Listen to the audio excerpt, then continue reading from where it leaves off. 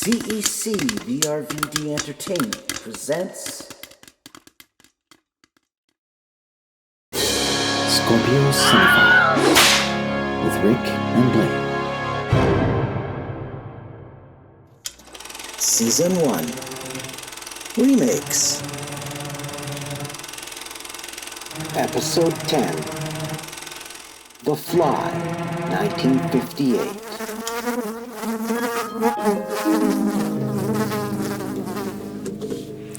Hello and welcome, movie and film enthusiasts, to the 10th episode of Scorpio Cinephiles. My name is Rick Van Dyke. With me is Blaine Covert. Hi, everybody. And the purpose of this particular podcast is to choose specific movies from history, analyze them in the context of the era of which they were made.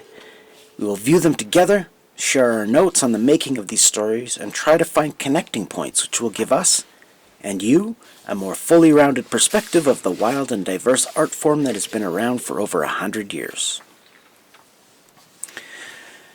All right, so we just watched the 1958 version, the original version of The Fly. Now I just wanted to just to refresh, just in case anyone drops in on this as a blind episode. Right. Our first season is remakes. So we are covering a movie and then its consecutive remake, and sometimes multiple remakes, Yes. as we experienced with when we tackled The Star is Born. Yeah, we kind of went down a rabbit hole there. Yeah, it was kind of wild in that, in terms of connecting points, that we were able to sort of pull an additional movie into that fold, and ended up with 5 episodes. Yep, exactly. Yeah. We found the first, which was the not under the Star is Born banner, but What Price Hollywood, which was Essentially the same movie. Same movie. Yeah, exactly. Same director that made the Judy Garland version. Exactly. Cool. And so we're getting out of the noir, and a little bit more into the science fiction world. Yes, we did a couple of noirs. Now we're into the 50s sci-fi, and Now, in terms of 50s sci-fi, the movie we are covering is The Fly. Yep. And that is 1958, and has some very iconic moments, cinema moments, that really have kind of stood the test of time. I mean, as hokey and as unexplained as the science is in this movie, we could certainly say that from a historical perspective, in regards to the 50s sci-fi radioactive mutant era of sci-fi, the Fly itself, even the character or creature design is very iconic. You could still sell a T-shirt with it on it. You know what I mean? It has that sort of iconic kitsch, lightning rod, for want of another term, in the zeitgeist. I mean, it's you got a great cast. I mean, you got Vincent Price, you got Patricia Owens, Herbert Marshall, and David Hedison, who was billed as Al Hedison. His real name, he changed it because the studio didn't like the name Al. Anyway, it's presented in color and in CinemaScope, and the film does rise above the usual 1950s sci-fi cliches due to the superb direction, Cavell's excellent screenplay, and Hedison's convincing performance. He plays a scientist that self-tests a teleportation device with unfortunate results, blending the atoms of himself with the common housefly. I hate when that happens. Whether he's covered with a blanket or in fly makeup, Hedison manages to garner sympathy. While in production, David suggested to the filmmakers the use of progressive makeup, a la the Wolfman, or on him. For example, a fly eye, human arm, fly arm, etc. So like a gradual metamorphosis? Yeah. This was, they did a Palm Springs Science Fiction Film Festival in 2015, pardon me. And I went there, and Yeah. David Hedison was there as well, and he did some Q&A afterwards. Was he talking science? Really cool guy. Yeah, very nice guy. And was he talking science? So and that was his, and he told us that was kind of his idea, to have this this progressive makeup thing going on, and which never happened. But then with the David Cronenberg version, that was certainly that idea was used. Mm-hmm. So, yeah, interesting. So is this the first use of body horror? Yeah. Well, I mean, we were just talking about the fact that this, being cinemascope and in color, there's some pretty, like in the scene when the wife realizes that, or sort of she pulls off the blanket, or so to speak, that he's covering his head with. And then you have the multiple eye, the fly's eyes, and the multiple visions of the wife screaming, and even through the fly's eyes. The wife with the fly, his little mandible, or not mandibles, but I don't know, whatever you call the mouth part, I guess. Yeah, little kind of. Yeah. Yeah, it was kind of moving around in Feelers. the eyes, and this is still pretty good. It was pretty good makeup, pretty cool. And we were both saying, like, for 1958, that must have been pretty. There must have been a few gasps in the theater, I would think, in CinemaScope and in color, Boy, you talk about like modern filmmaking and something that was done in this era. Like it seems like forever until they reveal the creature, the fly, right? Yeah. It's like he's always got the hood on, and it just goes on and on and on and on. Like today's audience is so much more impatient. That monster, we would have seen that face like in the first 10 minutes or something, as you would have pulled it off, Yeah. But there's something to be said for this older style of filmmaking, because it does build that anticipation, the curiosity. Yeah. Right? It's like, oh, he can only write. That means he has no mouth. You know what I mean? He can't do this. He can't do that. And you're kind of like, as an audience, you're brain kind of must have been split. We were trying to figure that part out too. So you sort of had that fly head, but the brain was still partially there, I guess, and partially, in the fly with the human head. Well, spoiler alert. And the one. Spoiler alert. That's the big twist, though. At the end, you just gave it away. Yeah, I don't know. I'm sure most. Yeah, there you go. Yeah, I don't think. Spoiler alert, but anyway, yeah. I think everybody knows the ending pretty well. I would hope, but yeah, I mean, what was I going to say? The effects are for back then. It was pretty good, I think. Yeah, and the director actually, sadly, the director Kurt Neumann, which was really cool.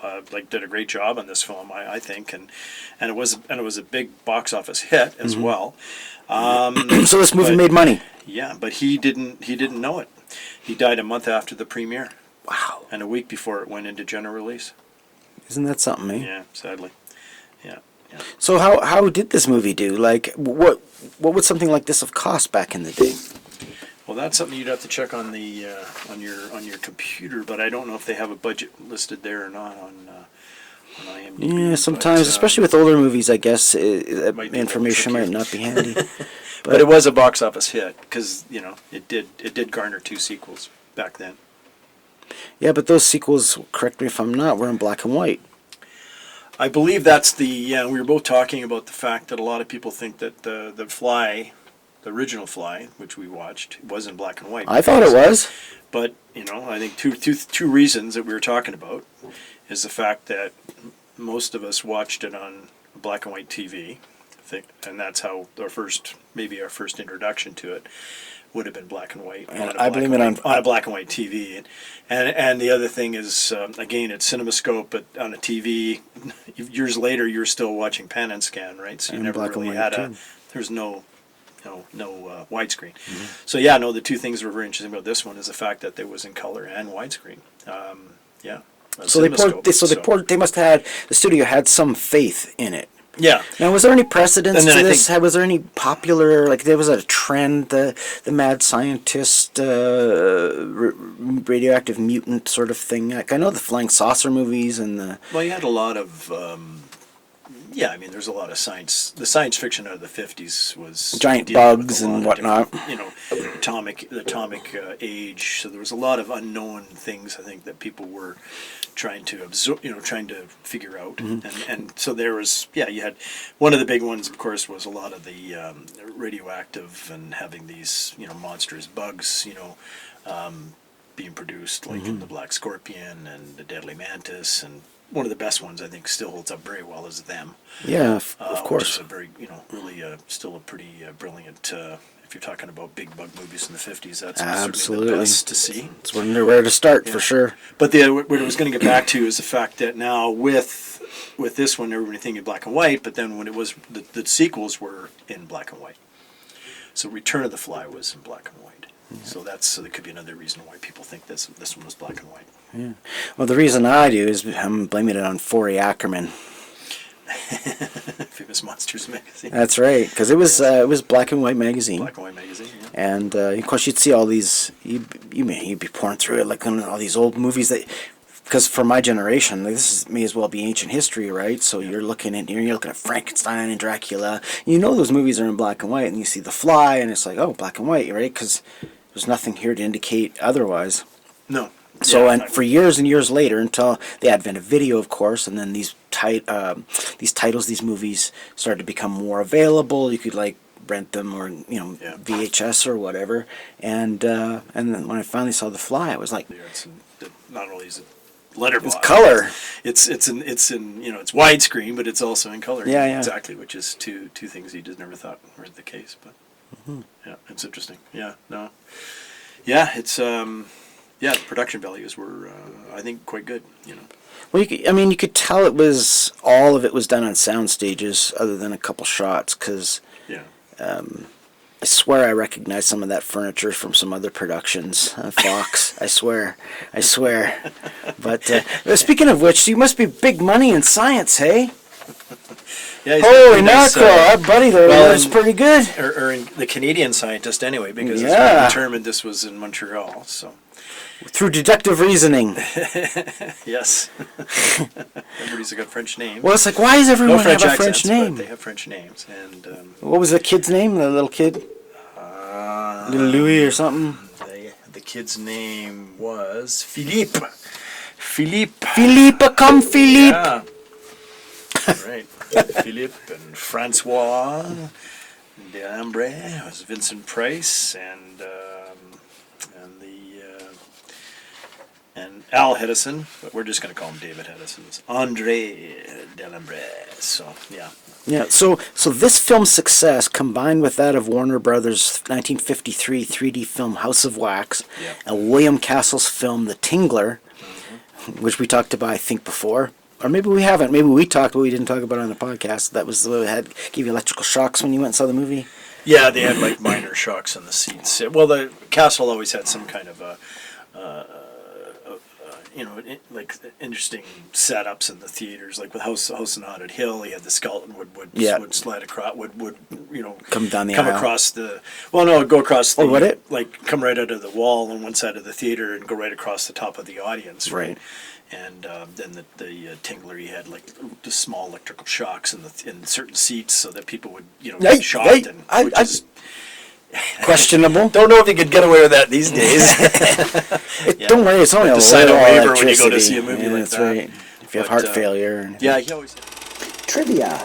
Percepto was a gimmick where Castle attached electrical buzzers to the underside of some seats in theaters where the tingler was screened to provide tingling sensations during certain scenes, and not actual electric shocks as was commonly thought.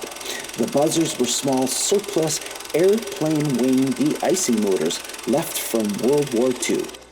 Yeah, he always had, it was kind of done in the Castle thing was sort of done with Matinee, with John Goodman, and playing a similar version of William Castle, And apparently it was due to these successes that made him popular enough to give him above-the-title billing on several low-budget Roger Corman-directed adaptations of Edgar Allan Poe stories in the early 60s, all of which made a profit. Yeah. I mean, if you look at Vincent's career, and I'll talk a little bit about it because his daughter was at one of the noir screenings that we had, so she did a little chat afterwards. So I'll talk about that if you want. Do you want me to do a little thing on Vincent, or do you want to get back to that? No, I'd love to talk about Vincent Price. All right. But can I share a story first? Sure, you go first. All right. So when I was growing up, We only had a couple channels because this is back in the olden days. And on weekend mornings, the hilarious House of Frightenstein would come on the air. And it would be like I think it was like the first program of the day. Like you'd wait for the station to come on, and then it would be the show, right? And I don't know, I must have been around 6, 7 years old or something. I'm watching it by myself. Sometimes the sun hadn't come up yet, so it was even kind of dark in the house, right? And some shadows on the walls. yeah, and it was one of those things where you didn't know if you should be scared or if it's funny. It was a really weird Canadian production that's kind of spoofed all the Universal monsters. But that was my first introduction to Vincent Price. He was like the keeper or the what do you call it? The host almost of it. Yep. And he would always have those lead-ins where I make a pun or a joke or whatever, and it'll be like this horror kind of thing. But as long as I live, I'll always remember Vincent Price. At the end of the show, they would use the same clip every time, but you see Frankenstein on the slab and Vincent Price in the foreground, and the castle lights are growing dim. There's no one left but me and him. When next we meet in Frankenstone, don't come alone. And then you go, poof, and you push up, blow out the candle, and then it would go black. Yeah. Anyways.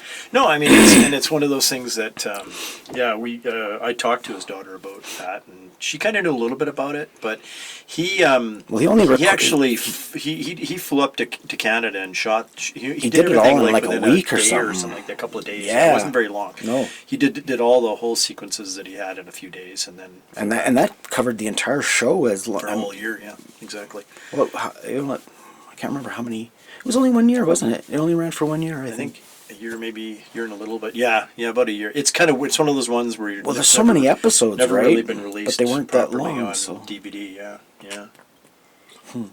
So I'll go through I'm going to go through Vincent's. sure, filmography.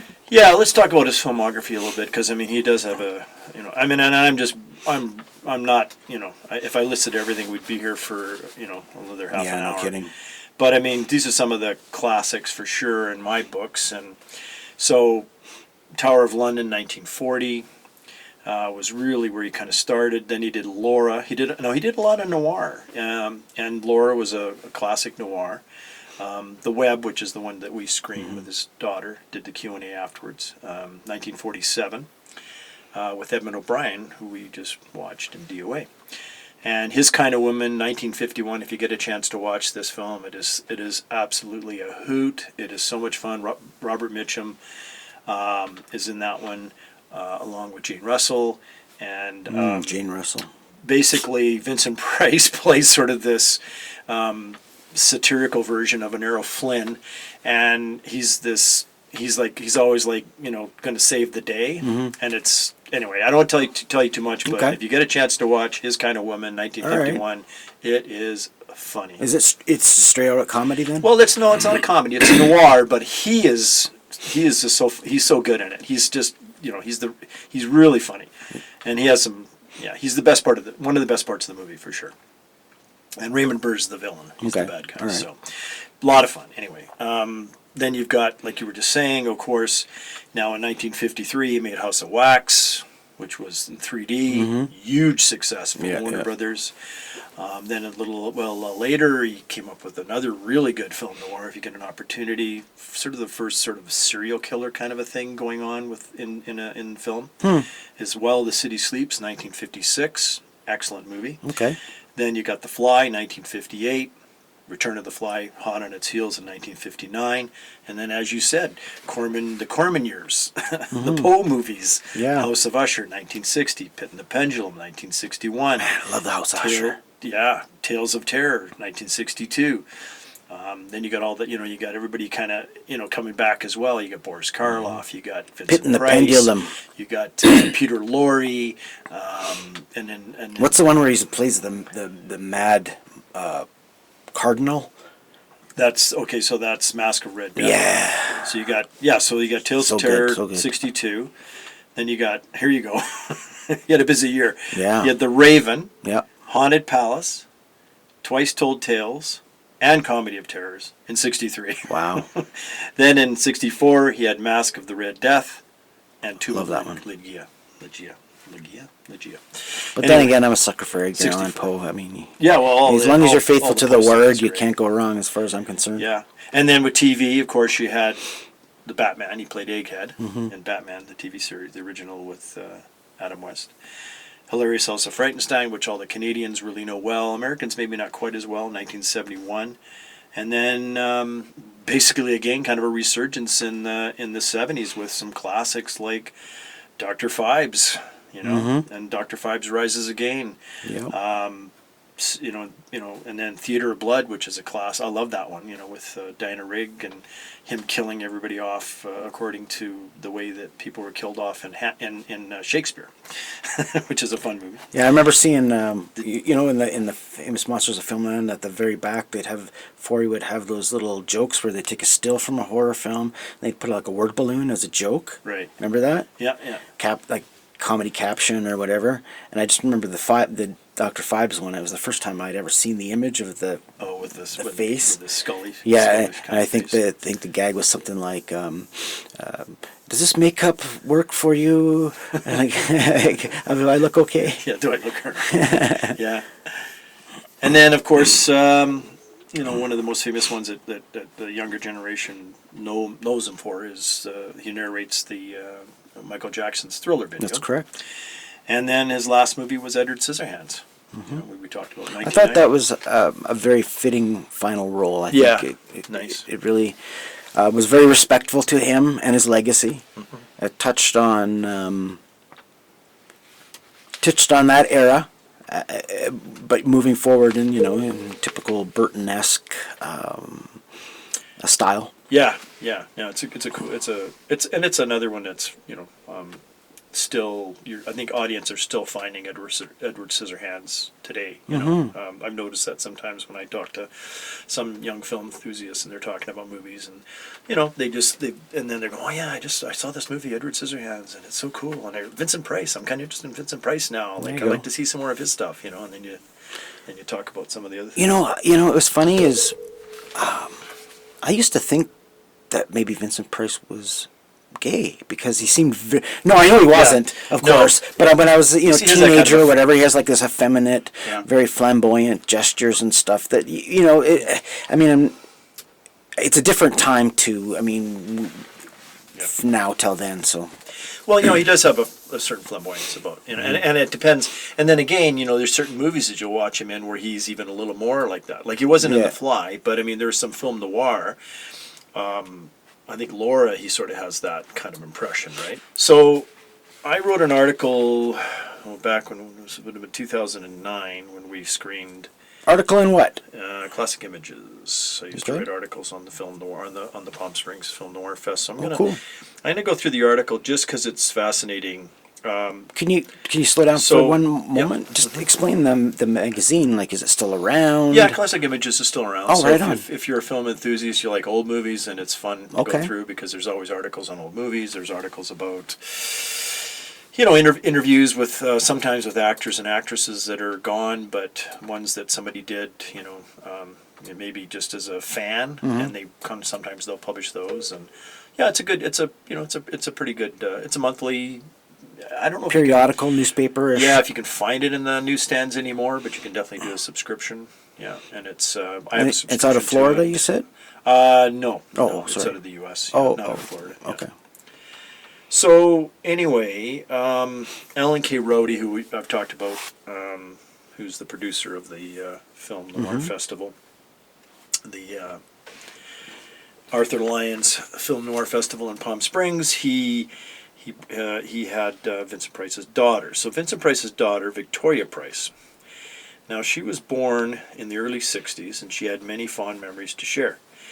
So he interviewed her after the show, and this is some of the kind of stuff that they talked about. Her earliest memory of her father's performance was as Captain Hook, which absolutely terrified her, thanks to his hooked hand. And he was born in the States, but traveled to England, where he attended the University of London to study fine arts, but was drawn to theater acting in stage productions in England. Her father always had passion for art, and at only 12 years old, he bought a Rembrandt etching Me? for £37. Yeesh. Through the 60s, Price selected the art purchases for the Sears Roebuck catalog and owned an extensive art collection. Her mom was Price's second wife, Mary Grant, a costume designer for movies. She told us that some of his good friends were Eddie Albert, Roddy McDowall, Dennis Hopper, a fellow art lover.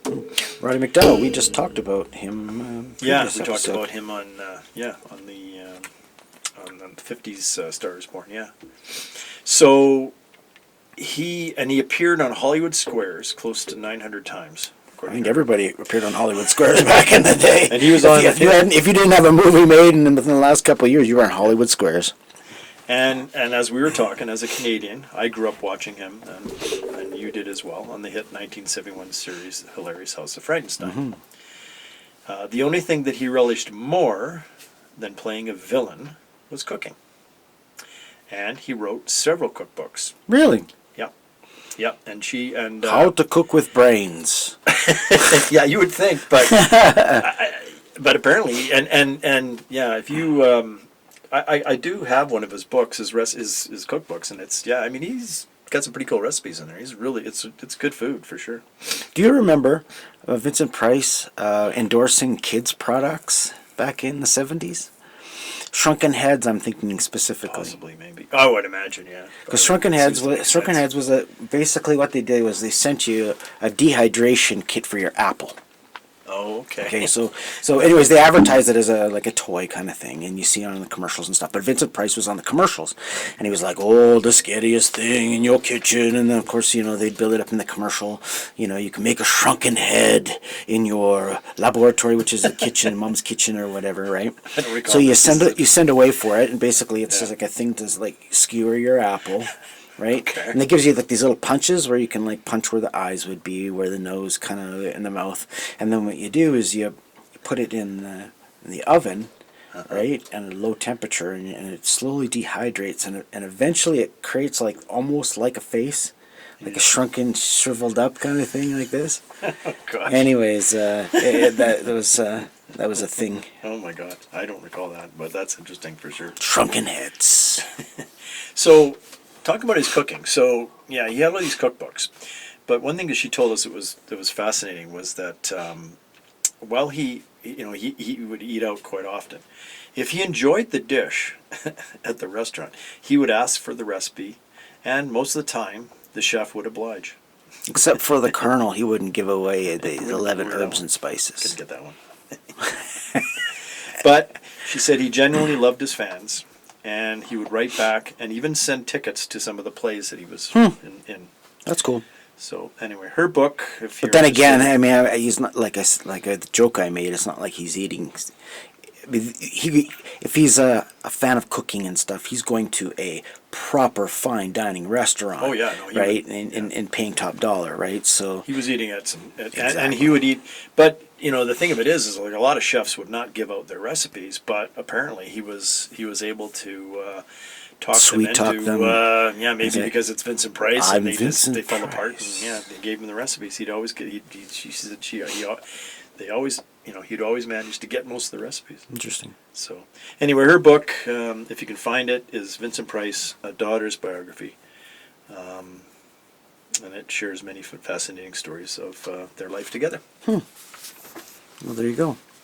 Victoria Price. But yeah, all throughout his career, Vincent Price really was around for it seemed forever. Like when I was a kid, right? Vincent Price was already an established actor and had already made all these things, but he was still, like I said, he was in the toy commercials. He was He's a busy guy for sure, right? right, and always self-promoting. I don't ever remember not seeing or knowing Vincent Price. He was always around, whether he was on a talk show or whatever. He was. Well, like you say, Hollywood Squares. Like how many times, Hollywood Squares, and then he was always probably guest stars on various TV shows, I'm sure, back then. And I'm as sure he well. dropped in. I seem to recall him dropping in and seeing Johnny Carson every once in a while when he was in the the talk area. shows.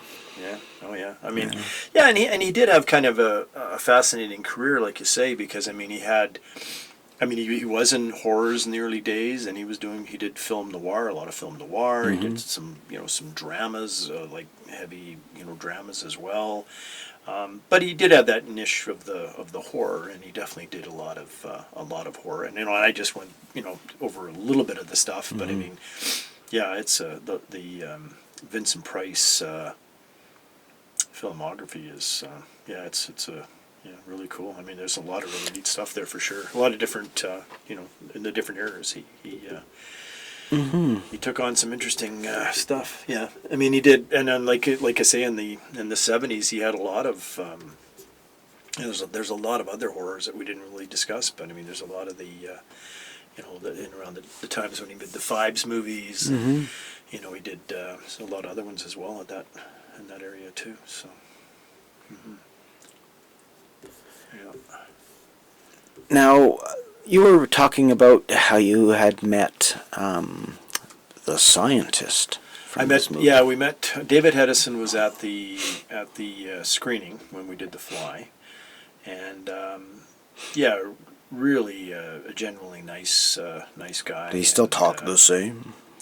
Hi, I'm science. He's a tall guy. Like he's really big. He's not. I was surprised actually. I mean, I always thought he was tall because you watch.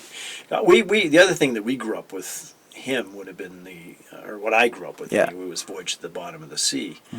And he was the captain of the sub. Yep. Richard Basehart was the admiral, but he was the captain of the Seaview. And I think some of us had the model kits or the toys. Oh yeah, that ship, that submarine, sub was a pretty iconic sub, right? Absolutely. Yeah. So yeah, I mean, I was. Yeah, he was a big guy, and he had a beard. He had kind of had a beard, but fascinating Q&A with him after talking about his days and. On The Fly specifically, of course, as I said, he talked a bit about that, and he also talked about, of course, the Voyage to the Bottom of the Sea. The other thing interesting about him, let me just grab is that he kind of holds a record. Well, maybe not quite as much now, but at the time, he played along with Jeffrey Wright, who's in the new Bonds. He is one of the only two actors to play Felix Leiter in more than one James Bond movie. He played in Live and Let Die in '73, and he played in License to Kill in 1989. Wright played the role in three films, Casino Royale, Quantum of Solace, and No Time to Die. So, yeah, but he did, so that's kind of cool as well, right? So he's got kind of he's known for The Fly, of course, and then he's also known, like, for kids growing up, Voyage to the Bottom of the Sea was from 1964 to 1968, and then, I mean, like I say, there was all kinds of stuff on the Voyage to the Bottom of the Sea. There was model kits, there was comic books, hardcover books, paperbacks. I mean, that was a pretty big sci-fi TV series, right? Pretty close. I mean, did it run even longer than Star Trek, or how long was Star Trek now? Maybe a little longer. Was it Star Trek 3 years, or? Yeah, it was 3. It was the first season, saved for a second season, and then they saved for a third season, and then out. It was interesting. I was listening. I was reading a conspiracy theory about Gene Roddenberry. Oh, okay. Yeah, how they were saying that, and I'll take this with a super grain of salt, like lots of stuff on the internet.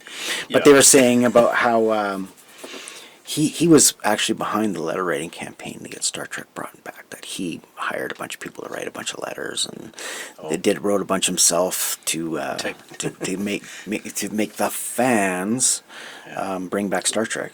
Yeah. But who knows? I wasn't there. Well, I mean, there was probably a lot. I mean, the Star Trek fans, they are pretty there's a big, huge fan base. I know that when I was at Paramount when we had the movies. I mean, there was we always did promotions with the Star Trek, the Trekkers, which is they would like to call at the end. They were called Trekkies. They didn't like Trekkies. They wanted to be called Trekkers. I don't know what they call themselves nowadays, but anyway, we definitely. I met a lot of my good friends when I was in Winnipeg that were from the Star Trek fan club, and that's and have long-lasting relationships with those guys. Yeah. So Well, I mean, didn't he also play they're pretty. It's a pretty feverish fan base, and for a long time they had. I mean, we talk about comic expos and things like that, but Star Trek conventions were probably one of the earlier ones, I would say. Oh yeah. The first sort of like one IP related like fan base meeting together and whatnot. Yeah, and then a lot of them, would do the shows like Nimoy and Shatner, and then the rest of the cast, Tricia Takei. They would always do those shows back when they were just starting out, early days, and then they got a lot bigger, a lot crazier, right? Yeah. Well, those conventions always, like when I was growing up, I'd read about them, but they were so far away that it didn't, Yeah, it may as until well have been in another planet, right? Yeah, until the comic expos started to happen in Calgary and that. And then, But I read Starlog magazine, and it would talk about the Star Trek convention this year, and Roddenberry was there, and all this. I'm like, oh, okay, well, wow, maybe sometime in the future, like it just seemed like such an amazing faraway thing. And then they always talk about the bloopers. I'd be like, oh, they have Star Trek bloopers, and that was the only place you could see it. The only place they would air it. Yeah, you don't really was at those I conventions. don't think that ever came out on any kind of a form of VHS or DVD. Well, they kind of made it an exclusive thing, right? It was like if you were, a big enough fan and you were at this show, then you would be able to see it, and they'd play it on film, like right off a reel. 60mm film, I think, at that point. Yeah. Now, getting back to this guy. Now, he was Felix Leiter in a couple James Bond films. Yeah, which I just said, because he was in both Live and Let Die and License to Kill. Yeah. Now, so he's got that under his belt as well, right? Now, License to Kill, that was Timothy Dalton's first James Bond role, right? So he did one with Roger Moore, which is his first. That was his first one. Was Live and Let Die, and then and then License to Kill in '89. When that James Bond movie came out, it kind of blew me away because by the time Roger Moore was done, it had gotten pretty campy. It was kind of like very lighthearted and a lot of comedy and stuff. Well, yeah, but I mean, I was a kid too. I didn't mind it. I liked it. I was a kid, right? I was like, oh, this is great. I remember seeing Moonraker at the movie theater actually.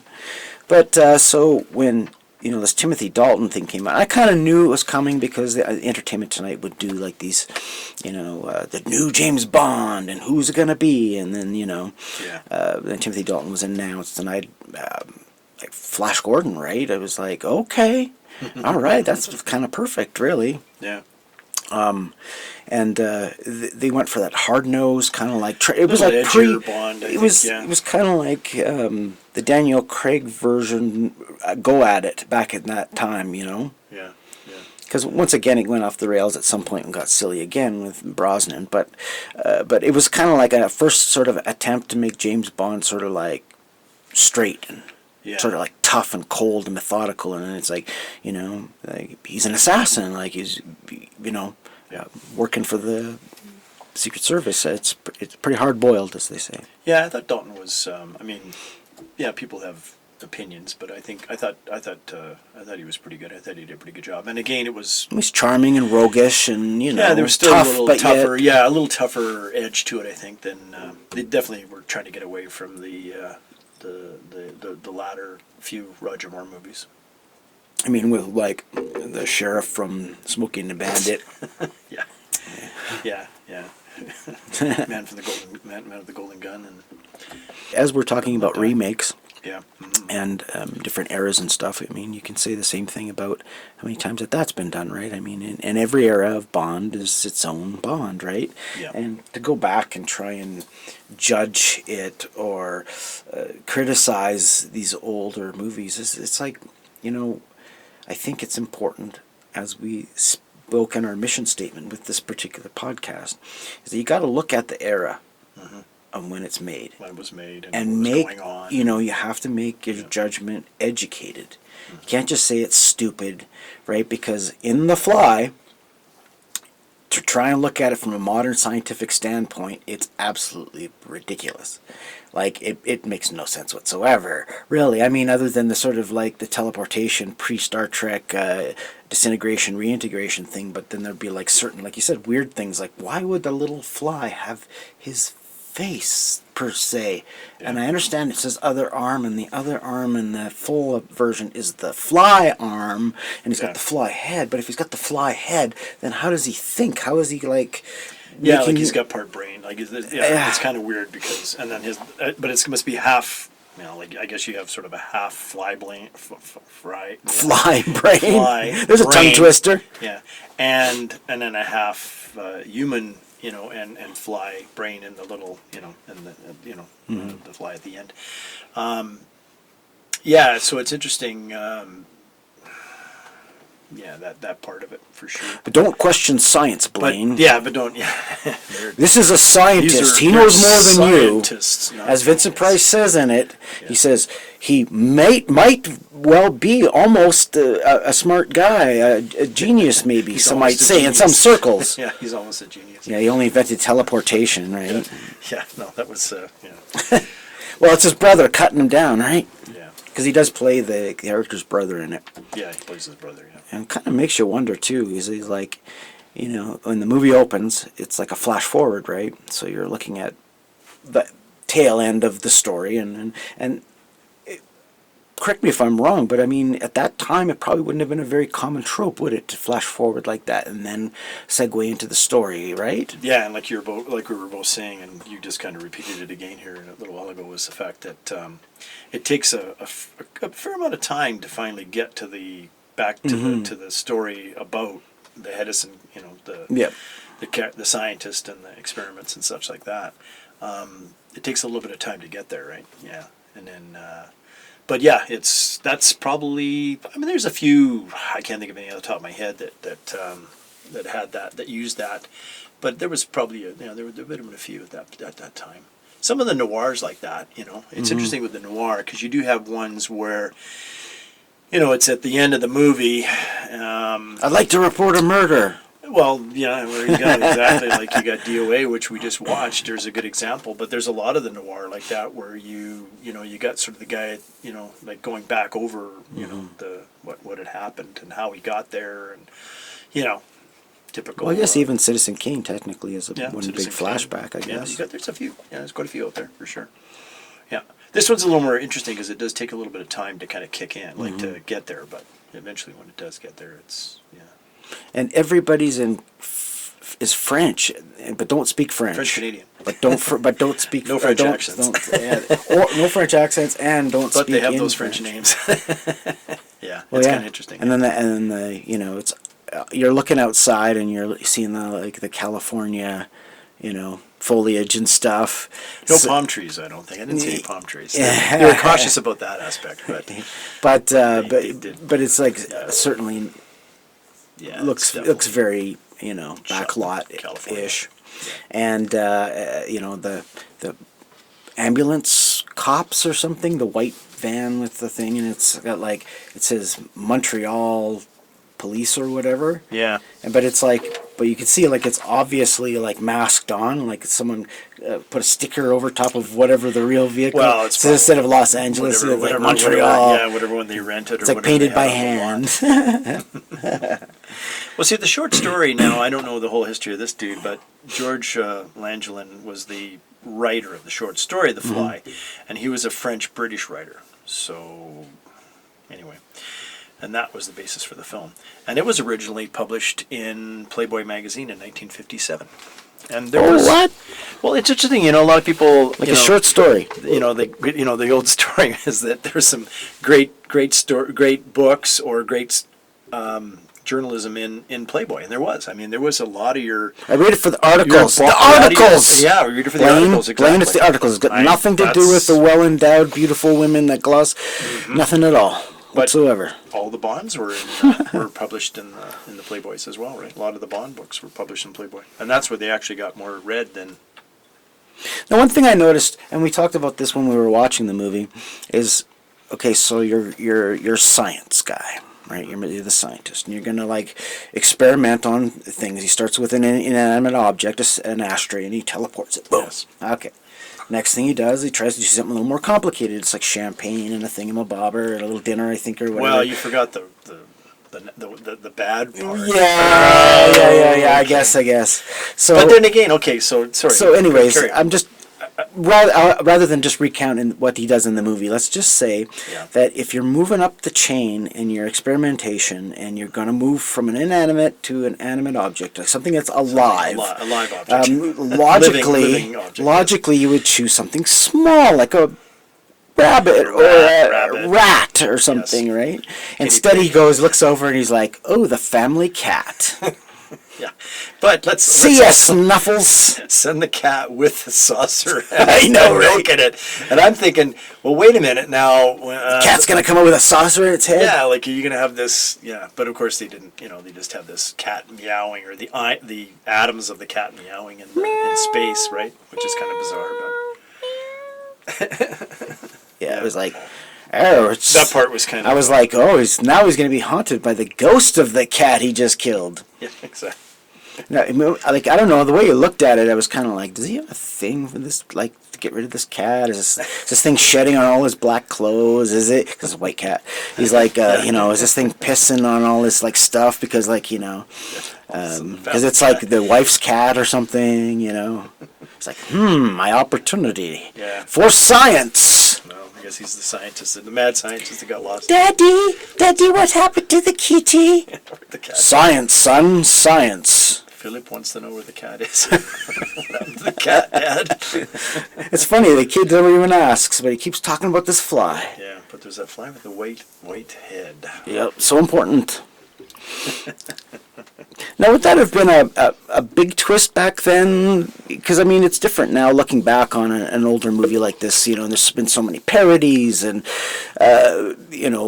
recognized Hollywood moments. The list goes on, right? At the time, if you went to the movie theater to see this thing, and she pulls off that cloak or whatever and exposes that head, are people in the audience just freaking out? I think it would. I think we're both kind of saying it. Watching it now, and I watched it in the theater. We screened it in a movie theater, in Palm Springs, and it again on the big screen, and we all kind of talked about that aspect. Is that this must have been pretty? I would think it would be pretty horrific in 1958 to an audience. Nowadays, of course, like we were just talking about, is the fact that the audiences and viewers have watched so many different horror films and been exposed to so many different, way more gory or violent or more elaborate effects. Sometimes you're like you're saying, it's again you have to watch it from when it was made and take that into consideration. But I think that. For the time, I think this would have been pretty scary. What's funny is how we were talking about how we thought it was in black and white, or most people thought it was in black and white. Yeah. Apparently it has a lot to do with the Mandela effect. So basically, if anyone's not familiar, the Mandela effect is basically when you have there's a collective false memory amongst many people of something that never happened. I think a couple of the classic cultural examples are everyone remembers a movie called Shazam starring Kareem Abdul-Jabbar. In actuality, that movie never existed. People, as a toy collector, people swore, and myself included, that when the Boba Fett action figure that was advertised with a rocket shooting feature arrived like that, and we had one that did it. But in actuality, because of the lawsuit, that toy was never manufactured that way, and they glued it in place. But even though, as we look back, we have this false memory, this Mandela effect of something. So apparently, this is in actuality one of those things, and it's extremely common. The Fly was only ever filmed and shown in color. And we talked about this too. It's two sequels. Yep. Both The Return of the Fly in 1959 and Curse of the Fly in 1965 were made in black and white. Right. So this is likely where the confusion comes from, right? Because people may be mixing up the different versions and whatnot. That was my suggestion, is the fact that the second one was black and white, and sometimes if you watch, and they both have Vincent Price in it as well. So again, you're probably might be getting those two films mixed up sometimes as well, right? Did you know that Betty Lou Gerson, who plays the nurse in the film, also did the voice of Cruella de Vil for the Disney film 101 Dalmatians? The original animated one. Yeah. In 1961. And also was the narrator of Cinderella in 1950. Yeah, she's recognizable. She did a lot of a lot of TV and a lot of TV stuff. You can recognize her for sure. Yeah. Now it's funny. So, like I mentioned too before, it's like it must be good money in science, because these people seem to be well off. They've got like this gigantic house with all this like fancy Victorian furniture and chandeliers and fancy cars, and they're going out to the ballet, and everything she's wearing looks like is off the runway from the 1950s, and she's done all that. And by the way, I mean, just a sidestep for a moment, the costumes are fantastic. Like, I mean, don't get me wrong, there's money in this production. Like the outfit she wears, she's just gorgeous. She's just absolutely gorgeous in this movie. You can guarantee they spent money on this movie, because they would never put it in color or CinemaScope unless they thought they were going to get their money back out of it. Except for Andre, though. Apparently Andre wears the same clothes in nearly every scene during the film, with the exception of the night he and Helene go to the ballet to celebrate. Well, the scientists, they never change, right? That's right. They're I wonder if that's so intentional. absorbed with their research that they don't really put change in their clothes. Well, apparently, and I wonder if they did that on purpose, because now that I think about makes it, sense. Albert Einstein apparently had a closet full of the same shirt, multiple of the same pants and everything. And when someone asked him about it, he said, "I just simply don't want to waste my brain power trying to figure out what to wear. Yeah. I've got too many things to do." Yeah, or tying laces. I heard, did he not know how to tie his shoelaces or something? He had to wear slip-on shoes, or I don't know. Or he just didn't want to waste time. That's a myth that, I'm sorry, I'm a thinking man. I'm thinking about science. Yep. Well, and talking about so the kid, Philippe the son, as Charles Herbert. Now, he was a pretty busy little child actor in the 50s and the 60s. He was also in with Cary Grant and Sophia Loren in Houseboat. He was in Please Don't Eat the Daisies with Doris Day and David Niven.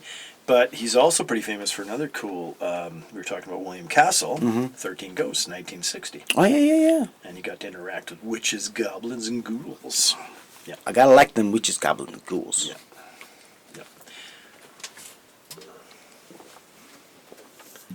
Matter of fact, if you advertise something as witches, goblins, and ghouls, I don't even have to see a trailer. I'm there.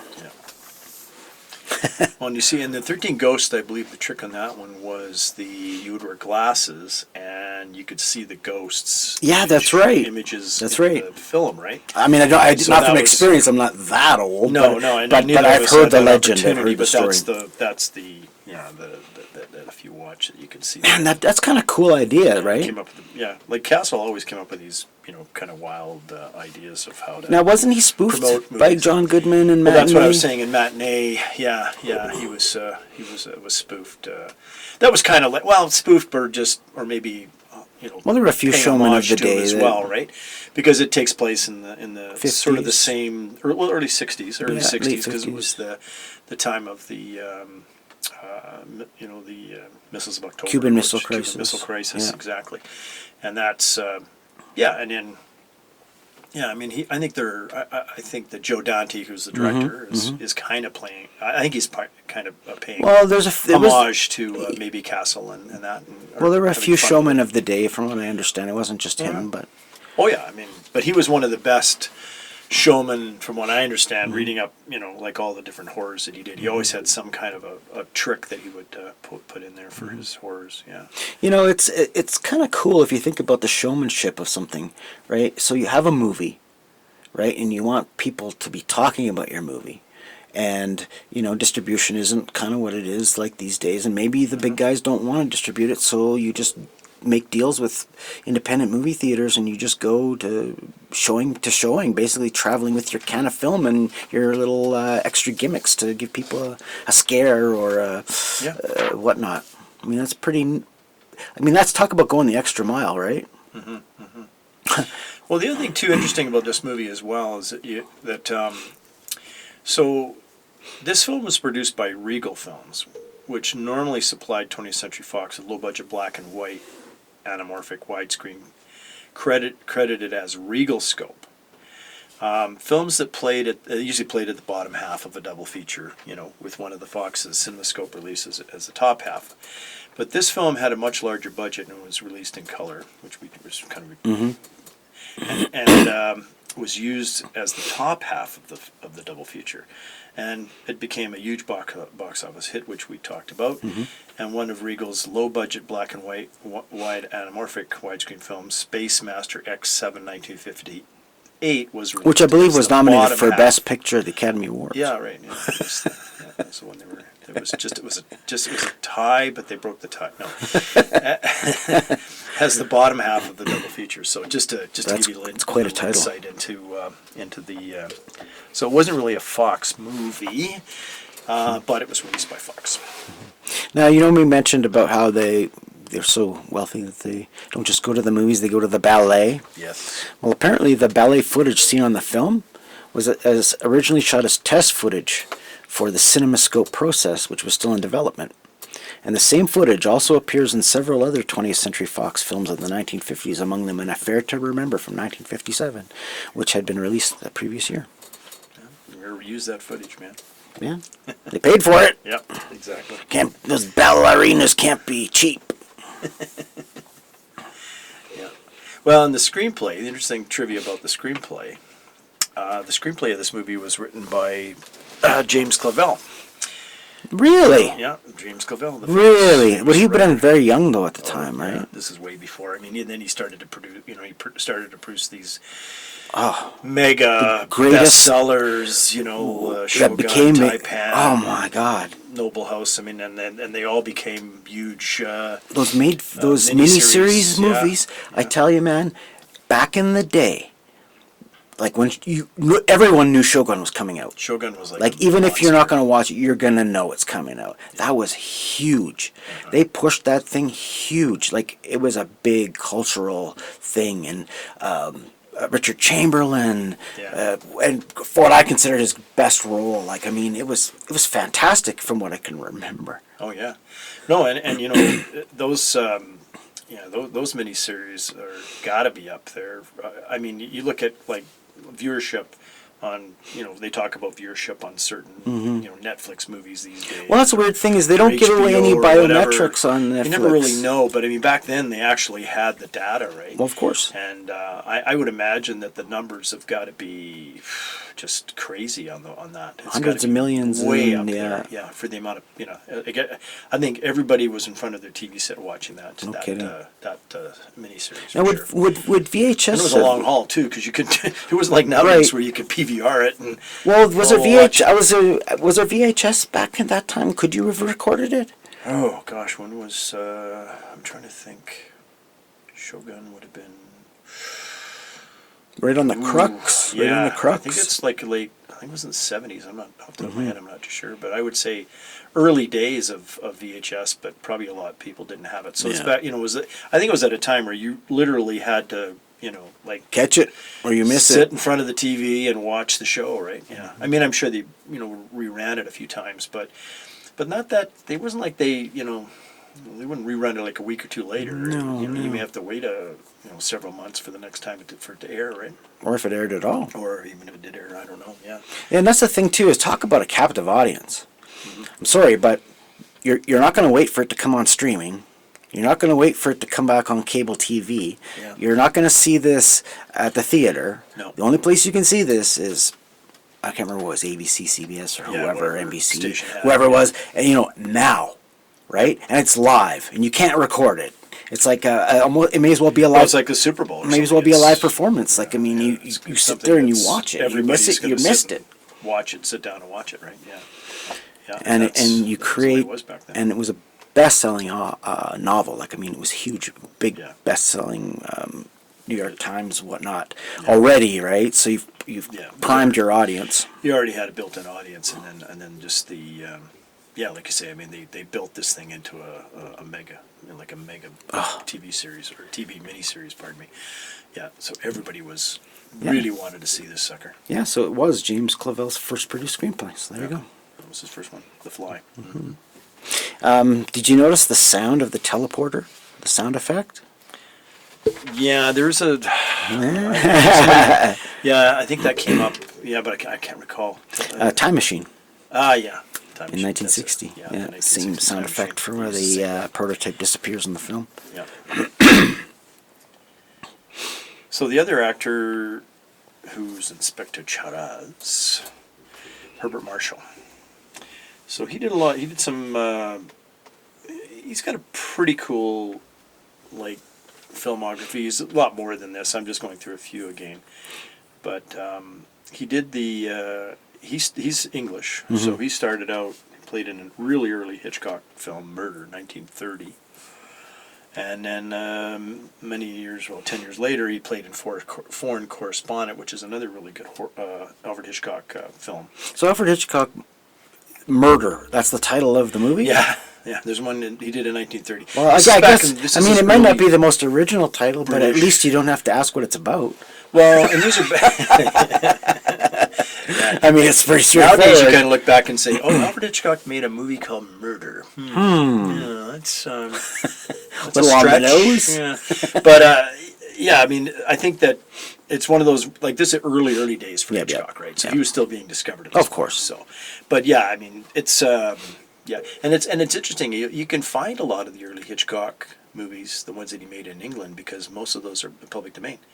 So you'll find films like Murder and The Original Man Who Knew Too Much, all that kind of stuff Yeah. is usually available on lots of different, DVD companies Yeah. and such. Yeah, because it's just not. No, the rights were never renewed properly. Now he also did The Letter, 1929, but also The Letter, 1940. So he remade Interesting. the same movie, and that's a big hit. The other one I like a lot is it's an interesting little thriller. From 1945 called The Unseen. Now, the interesting thing, but a trivia for you Okay, guys, all right.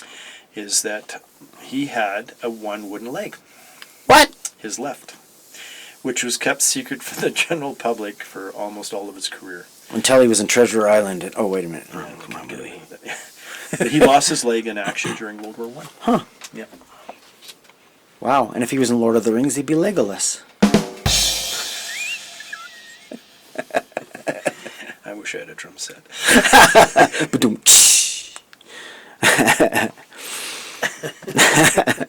So, apparently, Patricia Owens had a real life fear of insects. And yeah. so the director, kind of Kubrick before Kubrick, did a little bit of method on her and wouldn't reveal the scary fly head until it was actually being shot to get her true response. Wow. Sounds like marketing to me. And she's a Canadian as well, or she was born in Canada. She was French Canadian! No, she was born in British Columbia. Oh, get out. Yeah, she moved to England in the 30s, and again made several British movies in the 40s and the early 50s, including the Old Mother Riley series, Headmistress.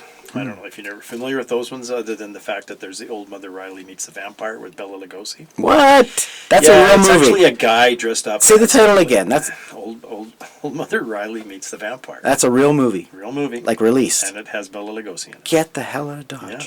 Yeah. And they made a lot. There's about. I want to see this. 4 or It sounds 5 of absolutely. the interesting And apparently, Bela Lugosi was very discriminating about with the movie and scripts that came his way. So he must have been pretty serious about this movie when he No, it's signed gotta up. be, yeah.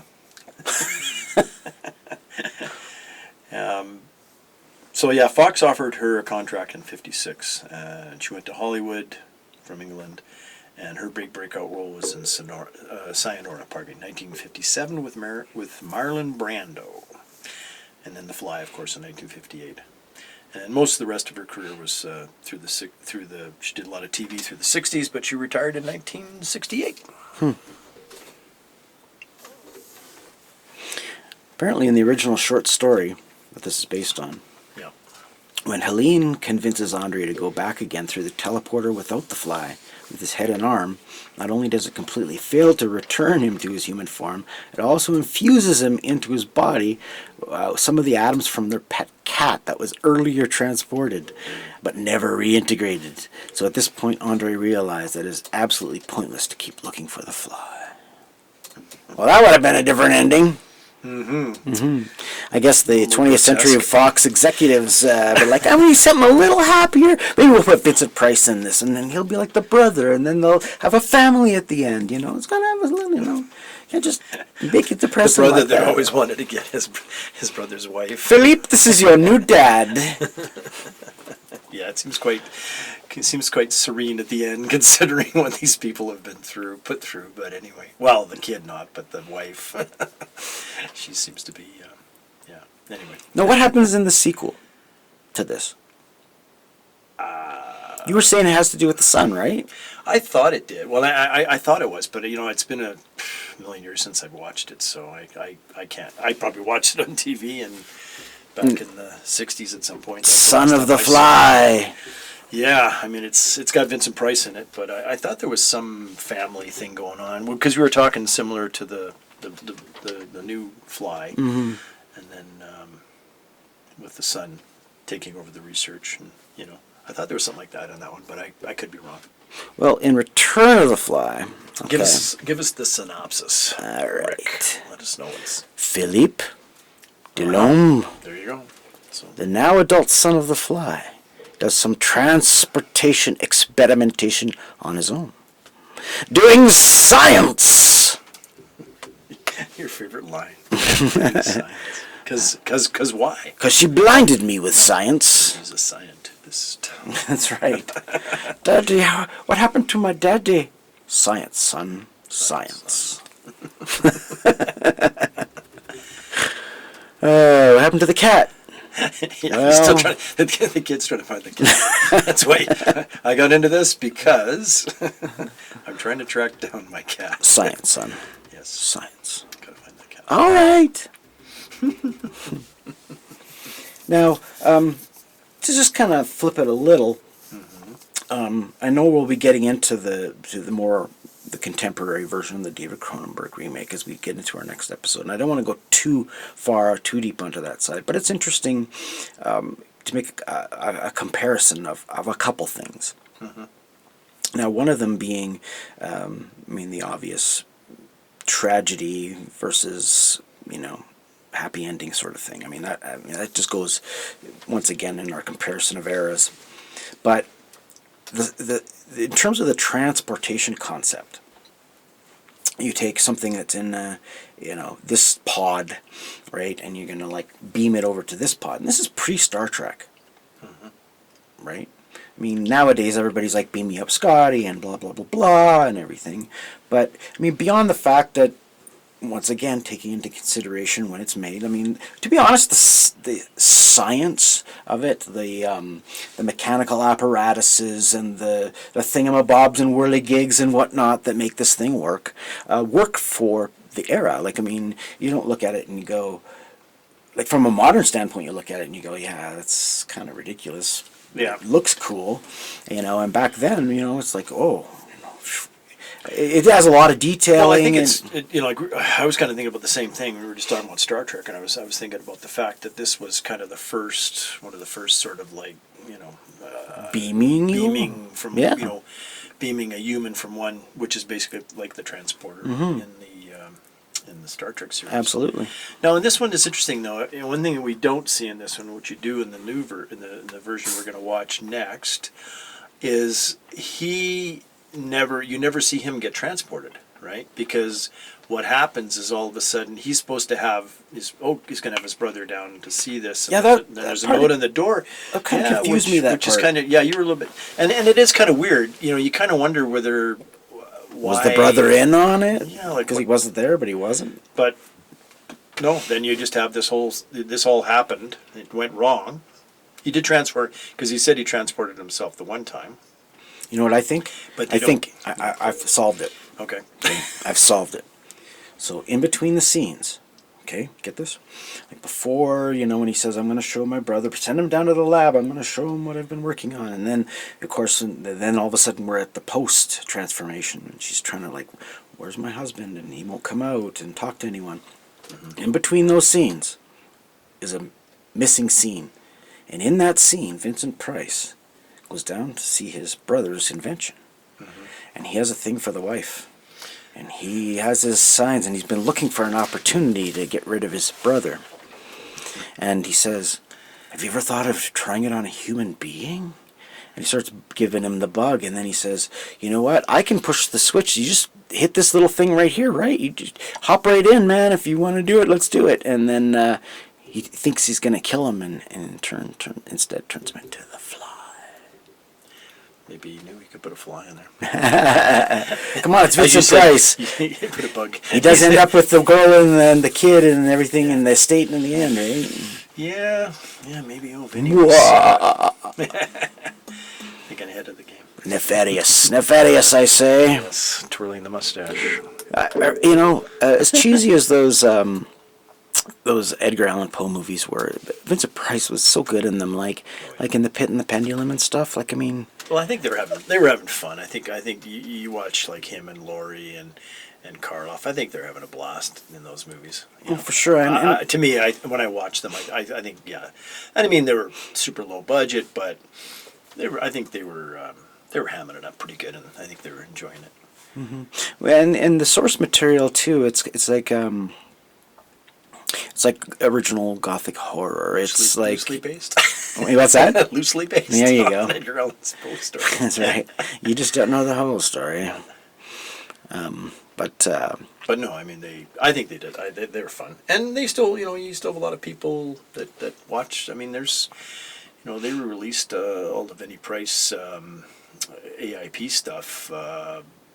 I sold that at one time, and we used to put them on the drive-ins, and back even in the late '70s, they would still run occasional drive-ins, believe it or not.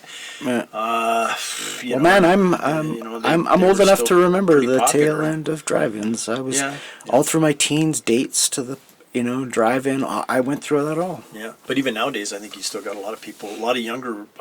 There's a lot of young film enthusiasts that are interested in Vincent Price. For whatever reason, maybe they watch or listen to him as the narrator in Thriller, or they just learned about him through House of Frightenstein, perhaps. Or well, whatever. I think both of those references are more my era. I think what it comes down to is it's just that information is more accessible these days. Like a click of the internet, and you could pretty much look anything up. And Vincent Price was everywhere at that time. And if you have any sort of interest in, say, horror or even movies of that era, I mean, his name's going to pop up. But I noticed that, talking about the Corman stuff, is that has been released. There's 2 box sets on Vincent Price on Blu-ray of that stuff. Now that's the Edgar Allan Poe stuff, right? Which is interesting because now, did they collect them all the Poe stuff? Yeah, everything is there. Everything is there. Yeah, that'd be a nice set to have. You got all the. I mean, they did a nice job. And then a few years back, they did do the Midnight Madness, I think, or Midnight Marquee, Midnight Madness. MGM did the releases, and they would put they were double bills, so they would have Mask of the Red Death and Mask of the Red Death, and there was another box set with Vinny who had all the double bills as well. How many of those did they do? It was like a half a dozen or something. Oh, of the Edgar Allan Poe? Yeah, like I was saying, I read them all off. There's probably that's a lot because he did 4 in 1 year. Mm-hmm. So there's a ton there. There's like 3 years, I guess, in a row, 3-4 years in a row. That all he did was basically, he probably did other stuff as well, because we both said he was a super busy actor and did a ton of different things. But I mean, he certainly was on Corman's, on the AIP Corman lot, making Yep, these yeah. things for 3-4 years for sure. Now, there's no, like, the rights have long elapsed on any Edgar Allan Poe stuff, right? Like, I mean, Corman I imagine, yeah. probably the reason why Corman did it, I would imagine, is because it was an IP that was recognizable, but yet not covered by any sort of copyright restrictions. I think the post. Yeah, I think that's one of those things that's the copyright is expired or never got renewed by the family or whatever. Yeah. So It's funny though that, I mean, a lot of as those old books, as epic and as classic literature as Edgar Allan Poe is, every time it seems to get, touched on for any sort of like movie or whatnot at all, they're always low budget companies. yeah, it's typically like Because even when they redid The Pit and the Pendulum into the 80s with Yeah. Lance Henriksen, that was what, Full Moon or something Productions? could be. I'm not too sure. Direct to video anyways, right? Yeah, yeah. No, there was. Yeah, I mean, you do see like, the different even sometimes even on some of the, TV shows where they'll redo a short, like some of the shorter versions, Telltale Heart, things like that. Where you see that that's done over and over, a number of different Great, times. an absolute wonderful spoof on The Simpsons Treehouse of Terror, I might add. There's in there too. Yeah, it was a really good one. It was one of the very early ones because I kind of dropped out of The Simpsons after a while. It was a lot of the same for too long, I think. Yeah, but those, like you say, the Poe stuff has been done. It's been done a lot, and again, the smaller, low budget stuff, they're doing it because they're not paying. It's not costing them a lot of money to do it, right? Mm-hmm. Now, around this era, like what other kind of monster movies were there? Was it like, okay, so the year is 1958, right. It's the tail end of really of the sci-fi explosion, because you got to remember that the sci-fi explosion of in the 50s, which was huge, started early in the 50s because you had a lot of the, you had all the Creature of the Black Lagoons. There was 3 of those that they made throughout the 50s. You had a lot of we were talking about the big bug movies, lots of those during the 50s. You had some classics like Forbidden Planet, This Island Earth. I don't know, name a few. There's lots. Okay. Well, 1958. Just to give you a bit of context, because, like I said, as I repeat constantly, that you got to look at the era in which it's made, and so sometimes you think of a movie being in a certain era, especially when it's on like right at the crux of a cultural change. Like you say, oh, that movie is in the 60s, and then you find out it was like in the 70s. But yet that sort of cultural wave kind of like traveled both eras. You can't say it's this decade specifically. So it's interesting to point out a specific year, because what that does is all of a sudden you go, oh, that movie, oh, was that the same year? You know what I mean? It gives you an idea of what else was out there and what kind of things were playing, right? What was selling, what was out there? Because science fiction was still an outlier, right? I think it was starting to tail off at this point, but yeah, it was still. But it never got taken too seriously, right? I mean. Well, there's a few. I think there's a few that I think the fans took it seriously. Maybe now maybe the viewers now might not find it as. Yeah. But some of the other movies, actually, the top 10 movies, the highest grossing films of 1958. Number 1, South Pacific. Yeah, musicals were big in the 50s as well. Anti-Mame. Another musical. Cat on a Hat, Tin Roof. No Time for Sergeants. Gigi. And it's funny because both all these, Cat on a Hat, Tin Roof, No Time for Sergeants, and Gigi, Cat on a Hat, Tin Roof, and Gigi are MGM. Anti-Mamie and No Time for Sergeants is Warner Brothers, and the top is highest grossing South Pacific. It was put out by 20th Century Fox. And it just goes to show that, I mean, really it was like a lot of the big guys, right? I mean, you don't see anything other than like the top 3 studios at that time, right? They pretty much dominated the box office. Well, yeah, that's the same as any, like there's once in a while that an independent movie will do really well, but I don't think you're going to find that back in that time. The studios always had they dominated they dominated, what were the top 10 of that time. Mm-hmm. Now the other thing is you got to take into consideration that this was the 50s, and that was kind of the time they were trying to win back the audience from TV. So that's why they had color and they had CinemaScope. Anyways, that's it. All right, guys, we're out of time. Yeah, thanks again for another really good podcast. And all right, let's call it then. yeah, Have yourselves a good one and take care. Everyone. Be safe. All right, peace. Peace out.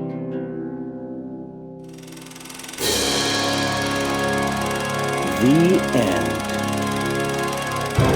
of this episode. If you like this content, feel free to leave a like. To hear future podcasts, you can subscribe, but be sure to put on your notifications, which will let you help us beat the algorithms. Scorpio Cinephiles. Copyright Scorpio TV 2024.